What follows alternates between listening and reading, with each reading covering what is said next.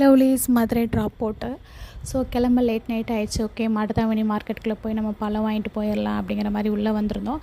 அப்போது நிறைய விதவிதமான பழங்கள். ஸோ அதை பார்ட் 2ல் போடுறேன் என்னென்ன நாங்கள் வாங்கினோன்னு. ஸோ இந்த பழம் வந்து நான் அதிகமாக யூடியூப்பில் பார்த்துருக்கேன். இந்த தோலோடையே அப்படியே ஃபுல்லாக கட் பண்ணி சாப்பிடுவாங்க. ஸோ இந்த பழம் எப்படி இருக்குது அப்படின்னு சொல்லி ஒன்று வாங்கி டேஸ்ட் பண்ணால் உள்ளே வந்து கொட்டையும் இல்லை, எதுவுமே கிடையாது. அவ்வளோ ஒரு இனிப்பு, ஹைப்ரிட் ஆரஞ்சு பழம் அப்படின்னு சொன்னாங்க. அப்புறம் அங்கே நைட்டு மட்டுமே இந்த ஹோட்டல் இருக்கும், பகலெல்லாம் இருக்காது.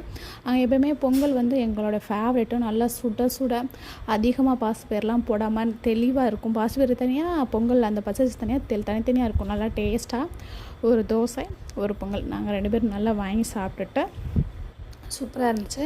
அதுக்கப்புறம் லாஸ்ட்டாக ஃபினிஷிங்கில் எங்கள் பையன் வந்து பரோட்டா வாங்கியிருந்தான்.